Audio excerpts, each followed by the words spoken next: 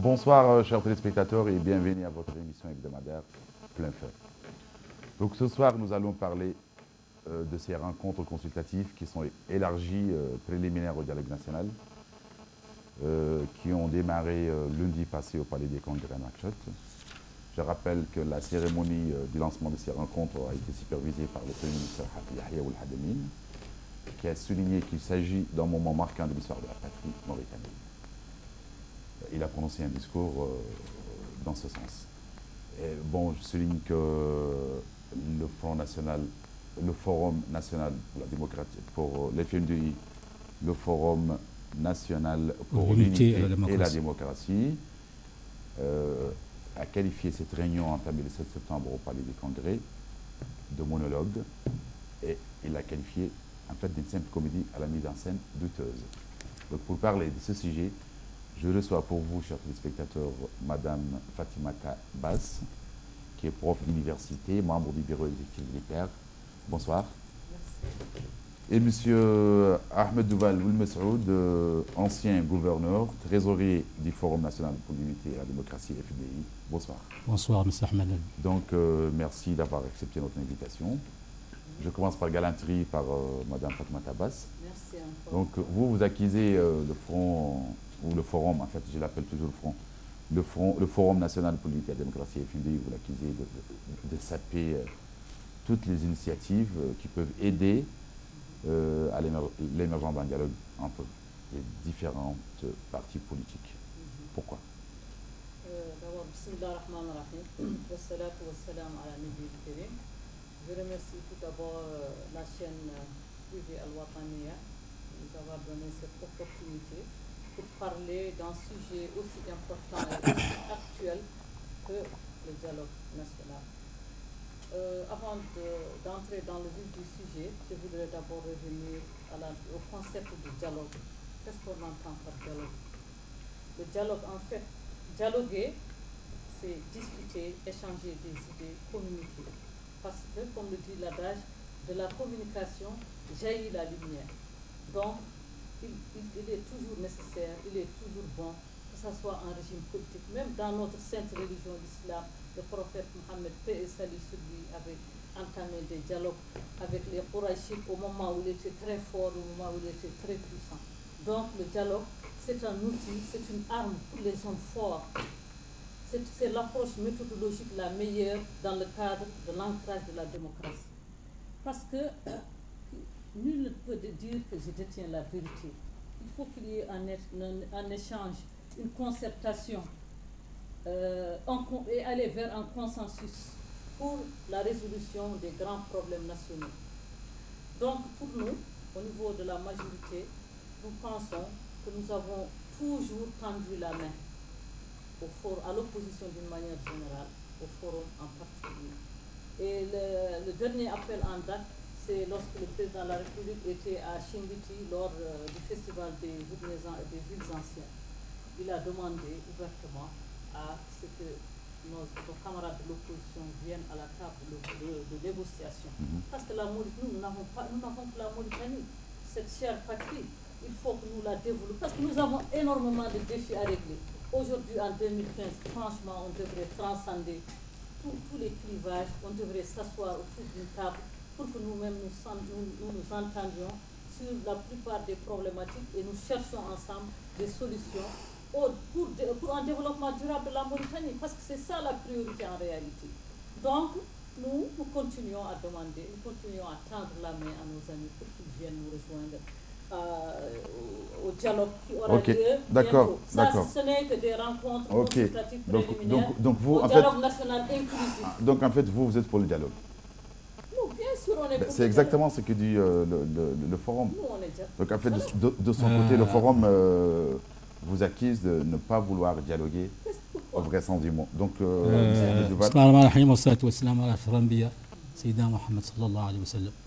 moi, je voudrais d'abord commencer à te remercier. Merci beaucoup. Et te féliciter aussi pour cette émission qui devient quand même une émission phare. Et te dire aujourd'hui, je veux dire aussi à madame tout le plaisir et tout l'honneur que j'ai de débattre avec elle ce soir. Donc, j'espère que nous aurons une bonne émission qui permettra à ceux qui nous regardent actuellement et ceux qui nous écoutent de bien comprendre ce dont nous sommes en train de parler, c'est-à-dire du dialogue. Si nous regardons, comme madame est professeure d'université, je pense qu'on doit toujours se référer au dictionnaire. Si on se réfère au dictionnaire Larousse, qui est l'un des meilleurs dictionnaires au monde, sa définition du dialogue, c'est une approche qui vise à rapprocher deux parties qui étaient antécédentes, c'est-à-dire qui étaient en différence. Alors, ce que nous voyons aujourd'hui, c'est l'UPR qui est en train de dialoguer avec l'UPR. Un monologue, quoi. Un monologue. Ce n'est pas un dialogue. Je m'excuse, madame, laissez-moi terminer, s'il vous plaît. Je ne vous ai pas interrompu, pour que ceux qui nous écoutent puissent avoir un peu. J'ai dit donc que le Robert dit que le dialogue, et ça c'est une définition qu'il faut retenir, le dialogue c'est entre deux parties qui étaient en différent. Et le différent, ce n'est pas entre l'UPR et l'UPR, c'est entre l'UPR et le Fonds national pour l'unité et la démocratie. Et c'est un problème qui existe depuis longtemps. Mais malheureusement, je crois que Aziz et son régime et son instrument armé, qui est l'UPR, nous ont habitués depuis tout le temps, depuis 6 ans maintenant, à des coups d'État permanents. Ça, ce n'est pas la première fois qu'on a demandé le dialogue. Nous étions dans une approche de dialogue, au point que nous avons désigné nos représentants, vous avez désigné vos représentants qui sont rencontrés, et le seul point qui avait de divergence, c'est que nous avons demandé, compte tenu que nous vous connaissons maintenant, nous vous connaissons depuis Dakar. Dakar, vous avez dialogué, il y avait 5 pays membres du Conseil de sécurité qui avaient assuré, disons, l'arbitrage. Mais qu'est-ce qu'Aziz a fait après quand il est venu? Quand il a terminé ses élections et qu'il savait que lui n'avait besoin que de se légitimer, quand les élections sont terminées et que les gens lui ont dit que les accords de Dakar comportaient quand même un processus, il y avait des étapes qui devaient conduire à une continuité, quoi. Une continuité, et elle devait détendre. Parce que nous, depuis 8 ans, Aziz, moi je pense qu'il n'est pas à l'aise avec cette situation dans laquelle il vit. Depuis 8 ans, son pays est en crise. C'est des manifestations. Je termine, s'il te plaît. J'ai terminé. Donc, pour que ceux qui nous écoutent et ceux qui nous regardent puissent comprendre. Donc, nous avons dit que nous avons quand même une certaine expérience d'Aziz. On le connaît maintenant. Nous savons que c'est un homme qui ne dialogue et qui ne fait des concessions que pour un objectif donné. C'est normal. Et cet objectif, je m'excuse. Et cet objectif, nous allons le connaître. Parce que d'ailleurs, vous dites que vous faites ça, c'est des préliminaires à un dialogue exclusif. Mais vous avez déjà fixé la date du prochain. Et les termes de ce dialogue sont connus. Nous sommes en Mauritanie. Nous connaissons déjà ce que vous voulez. Et nous savons, s'il te plaît, nous savons qu'il y a de fortes chances que des propositions pour un 3e mandat sortent de ce dialogue-là. C'est ce qu'Aziz veut. C'est ce qu'Aziz veut. Mais nous, l'avertissement que nous avons donné aujourd'hui... Aujourd'hui, dans un communiqué, vous avez... J'ai terminé. Nous avons, dans un communiqué aujourd'hui, que nous refuserons et nous nous opposerons à toute tentative qui vise à toucher la Constitution. Parce que si jamais Aziz s'évertue à la toucher, il subira le même sort qu'a subi Compaoré en Burkina Faso. Okay, parce que les mêmes causes produisent les mêmes effets. En fait, vous avez très bien entendu ce qu'il dit. En fait, pour eux, il n'y a en aucun cas concerné. Le forum n'est pas concerné par les recommandations qui sortiront ces préliminaires, qui qualifient de comédie. C'est aujourd'hui le communiqué. Et vous l'entendez dire. Vous pensez que le président de la République pense toucher à la Constitution? Non. Le président de la République a dit et redit. Miraran ou tekraran. En français, s'il vous plaît. Oui, en français. L'émission est en français. D'accord. Ok. Plusieurs fois, il a dit à Noubaïkit Lahouach lors de ses visites à l'intérieur, il l'a réitéré dans le cadre de la conférence de presse moi je ne comprends pas. Lui, il a dit qu'il ne touche pas à la Constitution. Il l'a dit de sa propre bouche. Il a même juré. Il a juré sur le Coran. Moi, je ne pense pas. Il ne faut pas exagérer. Attendez, en tout cas, moi qui ai participé à ces rencontres consultatives préliminaires au dialogue, on n'a pas parlé de ça. Et on a terminé. La synthèse sera lue le lundi prochain, Inch'Allah. Il paraît qu'elle est déjà connue et qu'elle est déjà écrite, la synthèse. Les gens sont en train de la rédiger. Et la synthèse, c'est normal. Il y a des rédacteurs qui ont été désignés journalièrement dans les deux ateliers. C'est la synthèse des interventions des gens. C'est aussi simple que cela. Et moi, en tout cas, personnellement, je ne crois pas à cette histoire-là. Ce qui est important. Pour vous, madame, pourquoi le président de la République veut dialoguer quand on n'a pas de problème, on ne dialogue pas? Pourquoi il veut dialoguer?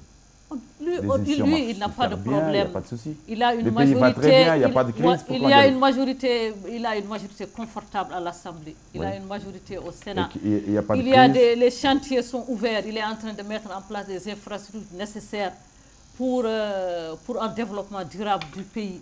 Il veut seulement que l'autre partie vienne, parce que la Mauritanie, elle appartient à nous tous. Il ne veut pas seulement lui gérer le pays tout seul. Alors qu'il y a une autre partie qui n'est pas là, il veut seulement que tout le monde vienne mettre la main à la pâte pour l'édification de l'édifice qui est la Mauritanie. C'est un point entrée. Il n'y a pas quelque chose autre derrière ça. En tout cas, moi, personnellement, je n'ai pas perçu cela.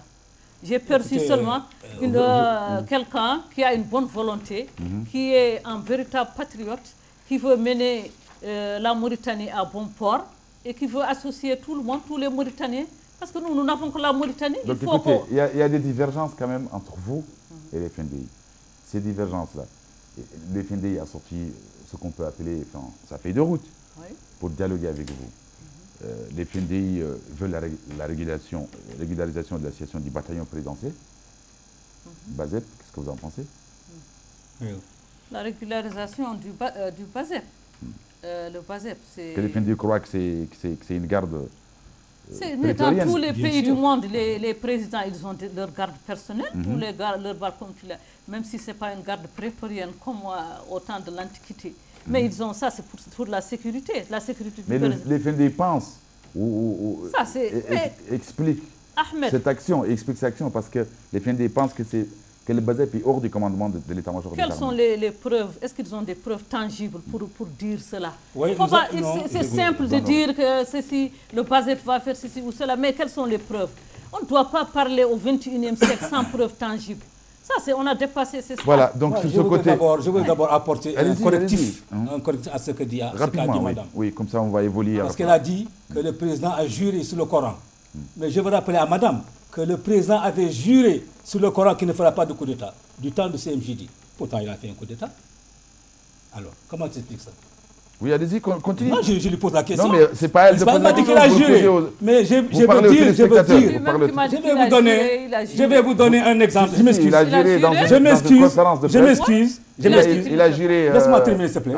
Attends une minute. Il a juré Africa 24 devant un journaliste. Il a juré devant tout le monde. Il a dit tous les membres du CMJD ont juré qu'ils ne feront jamais un coup d'État. Mais lui, il a fait un coup d'État. Ne nous parlez pas d'Aziz avec le Coran. Nous sommes des choses concrètes. Parce que nous savons que ça, lui, il ne respecte pas. Je termine. Ce que je voulais dire, pour que ceux qui nous écoutent et ceux qui nous regardent puissent comprendre l'état d'esprit de notre président, c'est qu'aujourd'hui, en Mauritanie, il n'y a personne qui le croit. Moi, je vais vous donner un exemple. J'ai mon petit-fils qui était aux États-Unis, et c'est un garçon qui est un peu percutant. Parce que d'abord, on les apprend à s'occuper de tout, à s'intéresser à tout. Quand Aziz, j'étais en train d'écouter le journal télévisé, quand Aziz a parlé de Chinguitti, quand il a dit qu'il appelle au dialogue. Alors, le petit qui était à côté de moi a commencé à rire. Mais ça m'a intrigué. J'ai dit, mais pourquoi tu ris? Mais il me dit, mais ça, papa, ça fait plusieurs fois qu'il dit ça. Ce monsieur ne croit pas au dialogue. Quand un enfant de 16 ans ne croit pas à un chef d'État, comment vous voulez que nous, des vieux qui avons roulé nos bosses partout, on peut le croire? Parce qu'il a juré. Il a juré sur le Coran. Mais il a déjà juré qu'il ne ferait pas un coup d'État. Et il a fait un coup d'État sur le Coran. Vous, quand vous parlez de... Nous ne sommes pas nés dans la dernière pluie. Monsieur le gouverneur, vous, quand vous parlez du bataillon du BASEP, le BASEP, c'est quoi le problème du BASEP? Il n'y a aucun problème, c'est des gens qui font... Non, il y a un problème. Il y a un problème parce que le BASEP est hors armée. Il ne répond pas. Ça, c'est vous qui le dites, mais... Non, c'est pas nous qui le disons. Ce sont des accusations gratuites. Nous savons, nous sommes en Mauritanie. D'accord, ça veut dire quoi, en Mauritanie? Le BASEP, il répond directement à Aziz. Et il est là pour asseoir le pouvoir d'Aziz, pour empêcher qu'une autre force ne vienne bousculer Aziz. C'est ça son rôle. Et je vous dirais mieux, il est mieux équipé qu'à l'armée nationale. Ça, je l'ajoute. L'armée nationale, justement, avec l'avènement du président, c'était une armée presque moribonde. La preuve, les attaques de l'Imqaïti, des autres localités, etc. Les terroristes sont venus jusqu'à Nouakchott, ici à Tavrakzan, ils ont tiré en plein jour. Ils ont tué des touristes aux environs d'Alep. Lui, c'est lui qui a reboosté cette armée, qui lui a donné ses titres de noblesse. Il les a équipés. Maintenant, c'est l'armée mauritanienne. Pourquoi les États-Unis, les pays de l'Occident, la France, ils sont en train de tourner au niveau du président pour qu'il essaie de gérer la problématique du terrorisme au Sahel? Pourquoi le G5 en fait, Sahel? Tout ceci, c'est parce qu'ils ont confiance à l'armée mauritanienne, ils ont confiance au président Mohamed Abdelaziz. Il y a une sécurité. Qui n'a ménagé aucun effort. L'armée mauritanienne est allée jusqu'à dans la forêt de Ouagadougou pour poursuivre les rebelles. L'armée mauritanienne, c'est aujourd'hui qu'on peut parler d'une véritable armée. C'est aujourd'hui même parce qu'elle est dotée de moyens, des moyens logistiques, des moyens financiers, des moyens humains. C'est aujourd'hui qu'on peut parler d'une véritable armée, de la grande muette au vrai sens du terme, d'une armée républicaine. Mais pour vous, excusez-moi, pour l'appel au dialogue, c'est vraiment pour un débat contradictoire que vous... Bien sûr, c'est ce qu'il veut, parce que contrairement à ce qu'il a dit, il n'y a pas que l'UPR qui est là-bas. Il y a l'UPR, il y a les autres partis de la majorité. Il y a les partis politiques de la majorité. Il y a les gens de... Il y a des personnalités du FNDE, justement, attendez. Mais ils les appellent partis cartables. Pour les FNDE, ce n'est pas des partis. Parti eux-mêmes, ce n'est pas un parti cartable. Non, mais je ne dis pas, je dis que c'est les FNDE qui le pensent. Il y a des personnalités du FNDE qui sont issues du RFD, qui sont issus de l'UFP, de Tawassoul, de tous les partis qu'on appelle l'opposition radicale. Ils sont venus et ils ont amené les idées du FNDI. Et ils ont participé activement et massivement à ces rencontres. Il y a la société civile sous toutes ses formes. Là, il y a l'ordre des avocats, les professeurs d'université. Il y a les syndicats, les centrales syndicales. Donc tous les segments... Excusez-moi madame, est-ce que vous avez vu le communiqué du FND aujourd'hui? Il condamne en fait, avec fermeté ce que vous venez de dire. Parce que lui, il appelle ça une dilapidation des deniers du peuple. Publics, non, absolument. Et même je voudrais... C'est pas ça. Je parle de recours. Le recours par le pouvoir à la dénaturation de la vérité, à la duperie, à l'octroi des titres et de qualité usurpée à des personnes et à des partis politiques faisant d'eux les représentants à la comédie. Vous dites qu'il y a des gens du RFD. Qui? Il y a des gens du RFD. C'est-à-dire moi, je n'aime pas les citer. Non, on est avec des téléspectateurs. Je ne dis pas, je n'aime pas les citer. Ça veut dire qui? Vous dites que vous avez avec vous l'avez présenté comme vice-président du RFD. Oui, il est là-bas. Il y a Miti Semeta. C'est pas ça. C'est des personnes très importantes. Il y a Adam Moussa de l'IFP. Il y a d'autres. Non, Adam Moussa. Pourquoi vous présentez Bilal Lourzik comme vice-président de l'RFD et Badama comme quelqu'un de l'IFP? Pourquoi? Parce qu'il n'y a pas de partis politiques qui sont venus? Non, ils sont venus. De toute façon, c'était des individus qui sont issus de ces partis-là. On parle de ce point, non. Avant de rebondir, on parle de ce point-là. Je vais d'abord rebondir. Je vais rebondir sur... S'il vous plaît, excusez-moi. Non, je vais rebondir. S'il vous plaît, vous allez rebondir après. Mais répondez à cette question d'abord. Pourquoi vous dites que les gens de l'IPR ou autres, les gens du pouvoir, ont usurpé des noms et qu'ils ont donné... ils n'ont pas usurpé, les gens étaient là-bas, en chair et en os. Madame, laissez-moi s'il vous plaît. Attendez, moi j'étais là, je connais tout. Vous savez, répondez à ma question. Dans la stratégie de l'UPR, ils pensaient déstabiliser le front. C'est comme un morceau qu'on jette et pour que les chiens s'y battent. Il y a eu des contacts. Mais aucun parti.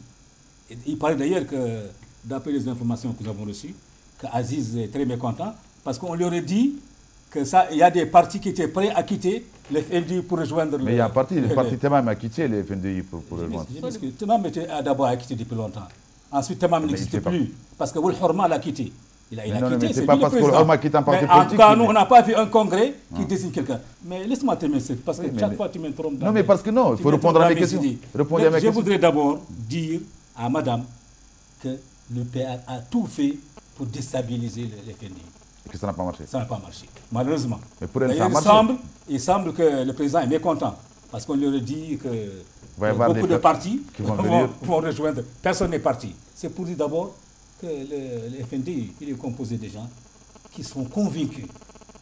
C'est des Mauritaniens authentiques qui pensent que cette situation dans laquelle se trouve le pays, caractérisée par madame ici pour venir à Ouattani, vous savez que nous avons nagé dans de l'eau. Oui. Il aurait fallu un hélicoptère ou une barque pour arriver ici. Alors on construit des villes, bidons, à Telmesse, à Nbek Lahwash, à Chose, sur la de Nouadhibou, Chami, pour des trucs qui sont complètement farfelus, qui ne peuvent pas se justifier. Donc, alors que vous avez votre propre capitale qui nage dans de l'eau.